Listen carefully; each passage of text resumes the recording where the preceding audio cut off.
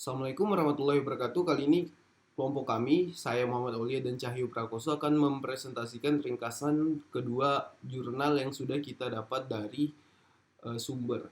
Sebenarnya yang harus dipresentasikan ada 3 jurnal karena jurnal pertama sudah pernah kita presentasikan di kelas. Jadi pada video kali ini saya akan mempresentasikan 2 buah jurnal saja untuk di video tersebut, video ini. Oke, langsung saja kita lanjut ke materinya. Kali ini saya akan melanjutkan penjelasan ringkasan untuk jurnal kedua yang kita ringkas dengan judul Uji Komparasi Sentimen Analisis pada Opini Alumni Terhadap Suatu Perguruan Tinggi. Untuk penulisnya ada Ikomang Daha Mahendra, Dani Nim Utami Januhari, dan Aiputu Ramayasa, dan yang terakhir Aimade Agus Wirahadi Putra. Untuk tahun terbit dari jurnal ini sendiri adalah tahun 2022. Kita masuk ke pendahuluannya. Oke, untuk tahap pendahuluan dalam proses pengambilan keputusan, kita memerlukan dasar dan landasan yang kuat agar keputusan yang diambil dapat memberikan dampak yang maksimal dan tidak merugikan perusahaan. Di perguruan tinggi yang bisa menjadi dasar dalam pengambilan keputusan adalah opini dari alumni. Untuk mendapatkan informasi tersebut dari opini yang disampaikan oleh alumni, kita melakukan analisa sentimen untuk mengeluarkan informasi apakah opini yang disampaikan oleh tiap alumni itu bernilai positif, negatif, maupun netral. Analisa sentimen adalah studi komputasional dari opini-opini orang, parsial, dan emosi melalui entitas, event, dan atribut yang dimiliki.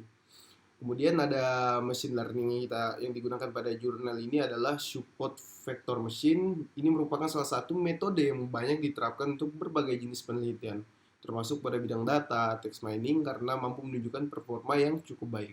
SPM ini bekerja dengan sistem pembelajaran yang menggunakan ruang hipotesis berupa fungsi-fungsi linear dalam sebuah ruang fitur dimensi tinggi.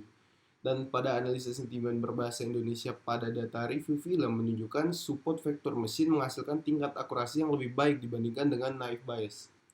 Halaman selanjutnya, untuk metodologi penelitian, dalam penelitian ini menggunakan 2 metode. Yang pertama, melakukan analisis sentimen dan yaitu metode support vector machine dan maksimum entropi.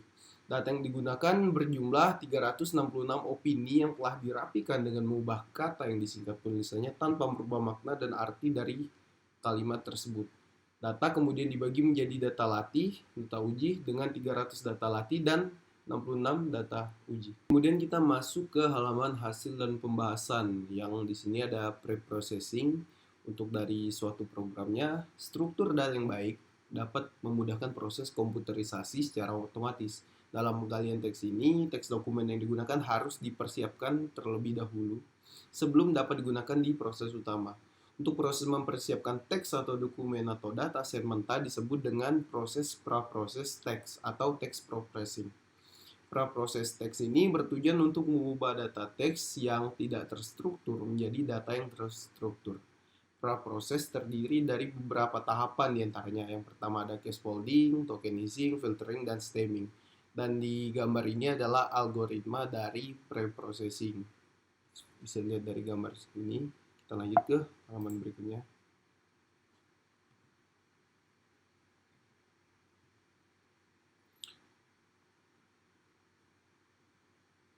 Oke, untuk scaffolding itu sendiri merupakan tahapan yang mengubah semua huruf dalam dokumen menjadi huruf kecil atau lowercase dan hanya huruf A hingga Z yang diterima.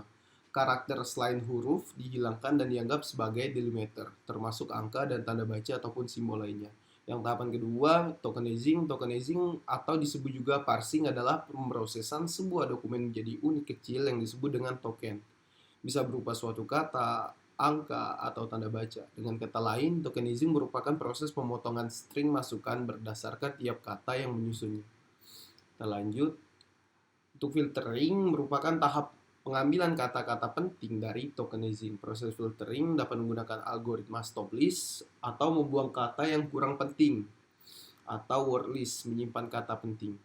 Berikutnya kita masuk ke stemming. Stemming merupakan suatu proses pengembalian suatu kata berimbuhan dalam bentuk dasarnya. Proses ini akan menghilangkan awalan, akhiran, sisipan, dan konfikses atau kombinasi dari awalan dan akhiran. Proses ini memiliki banyak variasi sesuai domain bahasa yang digunakan, karena imbuhan tipe bahasa kan berbeda-beda. Kita masuk ke halaman berikutnya. Analisa sentimen. Proses analisa sentimen menggunakan dua metode seperti yang saya bilang tadi. Yang pertama metode support vector machine atau SVM dan maximum entropy, di mana masing-masing metode akan digunakan untuk melakukan analisa sentimen secara terpisah dan dibandingkan tingkat akurasi dari kedua metode tersebut. Yang berikutnya support vector machine.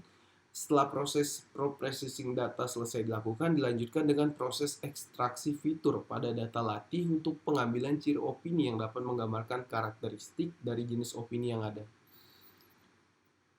Oke, untuk maksimum entropi. Dalam implementasi metode maksimum entropi, kita menggunakan data yang sama seperti yang digunakan dalam percobaan menggunakan metode SPM. Setelah pre-processing data dilakukan, ekstraksi fitur kemudian dilanjutkan dengan klasifikasi opini. Dalam percobaan ini juga digunakan library NLTK yang ada dalam bahasa pemrograman Python. File opini yang digunakan disimpan dalam berkas.csv di mana data uji diolah setiap baris untuk menemukan opini dari masing-masing kalimat. Oke, di sini untuk pengujian dari program tersebut, dari tahap pengujian yang menggunakan 300 data latih yang dilakukan, maka didapatkan hasil pengujian analisa opini. Tabel merupakan jumlah opini yang berhasil dianalisa dengan menggunakan tabel 66 opini dibagi menjadi 3 kategori. Yang pertama ada positif, negatif, dan netral. Untuk menghitung tingkat akurasi sentimen digunakan persamaan berikut. Ini adalah rumusnya. Akurasi opini, akurasi jenis opini adalah jumlah data uji yang sesuai dibagi dengan jumlah data uji berdasarkan opini, kemudian dikali dengan 100%. Ini untuk tabelnya ada maksimum entropy menggunakan maksimum entropy dan SVM. Ini ada positif, negatif, natural atau netral, dan yang terakhir adalah total atributnya. Tingkat akurasi secara keseluruhan menunjukkan keunggulan algoritma maksimum entropi lebih dibandingkan dengan algoritma SPM atau support vector machine untuk melakukan analisis opini dengan 3 jenis opini, yaitu opini positif, negatif, dan netral.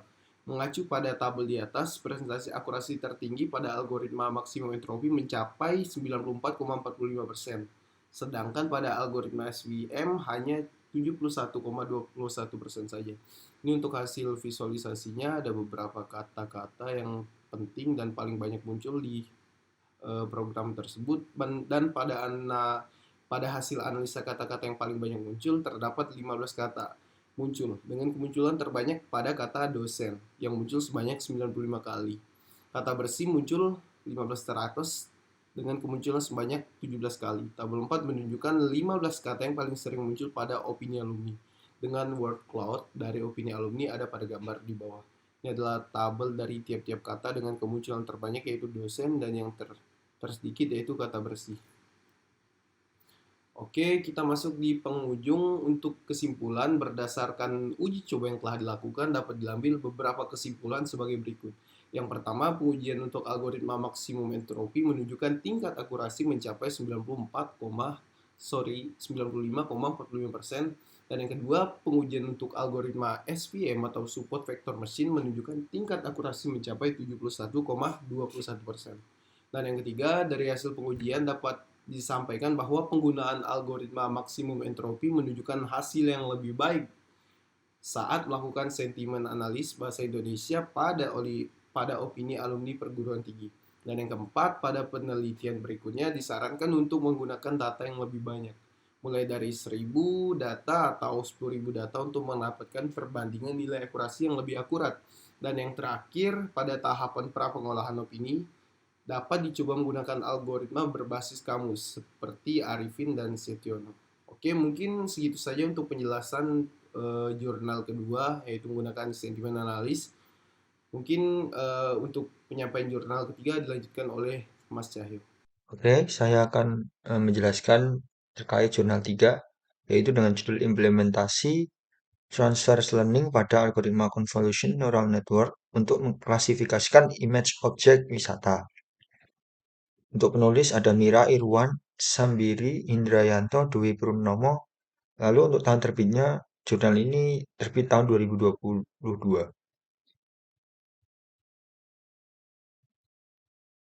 Untuk pendahuluan, peneliti ini bertujuan untuk mengklasifikasikan 2094 data image multi-level dan membangun model transfer learning menggunakan salah satu arsitektur convolution neural network, yaitu ResNet 50 untuk melihat akurasi dari hasil data image objek wisata yang dilabeli guna untuk mengetahui kelas potensi objek wisata seperti objek wisata yang bertema alam, sejarah, cagar budaya, dan tempat rekreasi. Lalu untuk model yang dibangun ini akan dilatih menggunakan data image wisata yang didapat dari teknik scraping dari sebuah akun Instagram yaitu Explore Jateng untuk melihat potensi objek wisata. Lalu untuk kelas potensi objek wisata dapat dikategorikan berdasarkan objek wisata alam, budaya, sejarah, rekreasi, dan dapat menjadi referensi database dalam pengembangan kepariwisataan dan rekomendasi potensi objek wisata di Jawa Tengah. Dalam metodologi penelitian ini ada 5 tahapan. Yang pertama, dilakukan pengumpulan data. Data ini dikumpulkan dengan 2094 data image yang didapat dengan akun Instagram Ektor Jateng. Lalu yang kedua, untuk tahapan preprocessing image, eh, objek image-nya itu akan diubah ukurannya menjadi 224 dikali 224 kali 3. Lalu batch size-nya diubah menjadi 64,32,16,8. Lalu selanjutnya untuk pembangunan model. Nah, model ini dibangun dengan arsitektur convolutional neural network dengan bahasa pemrograman Python dan library TensorFlow. Untuk runtime GPU-nya pada jurnal ini menggunakan Google Colab. Lalu yang keempat, selanjutnya yaitu transfer learning. Transfer learning ini jurnal peneliti ini menggunakan ResNet 50 dengan pendekatan fine tune from activation early in the network. Lalu selanjutnya yang terakhir yaitu pengujian dan evaluasi. Nah, di dalam pengujian dan evaluasi ini ada dua hal yang diukur yaitu data loss dan accuracy. Sama yang kedua yaitu F1 score, hasil dan pembahasan. Berdasarkan hasil training dan evaluasi dari keempat data bahwa 210 data menunjukkan akurasi sebesar 0,85 dengan loss 0,32. Sedangkan 290 data menunjukkan akurasi sebesar 0,86 dengan loss 0,29. Kemudian 594 data menunjukkan akurasi sebesar 0,88 dengan loss 0,27. Dan 1000 data menunjukkan akurasi sebesar 0,88 dengan loss 0,28. Hal ini dapat menjawab pertanyaan bahwa semakin banyak jumlah data akan semakin tinggi akurasi yang dihasilkan. Sehingga model transfer learning pada arsitektur ResNet 50 dengan image multi-level dapat diterapkan dengan menunjukkan hasil akurasi mendekati nilai akurasi pada ResNet 50 dalam project ImageNet. Selanjutnya, untuk perbandingan jurnal dari peneliti 2 dan peneliti 3 ya. Untuk bahasa di jurnal 1 itu bahasa cukup mudah dipahami. Lalu untuk di penelitian 3, maaf, itu bahasa sulit dipahami dan menggunakan istilah-istilah matematis. Nah, untuk yang kedua, poin kedua yaitu menggunakan model machine learning pada peneliti pada jurnal 1. Lalu untuk yang jurnal 3, peneliti menggunakan pendekatan model deep learning. Lalu selanjutnya bagian metode terlalu singkat dan tidak ada penjelasan terkait parameter yang digunakan. Itu yang untuk jurnal 1. Sedangkan jurnal 2, bagian metodenya cukup lengkap dan dipaparkan langkah-langkahnya. Lalu untuk yang terakhir, poin terakhir yaitu pada langkah-langkah di jurnal 2 itu dipaparkan langsung di hasil dan pembahasan. Sedangkan di jurnal 3 hasil dan pembahasan hanya mencakupi nilai evaluation model tadi. Baik, eh, itu presentasi dari saya. Terima kasih. Wassalamualaikum warahmatullahi wabarakatuh.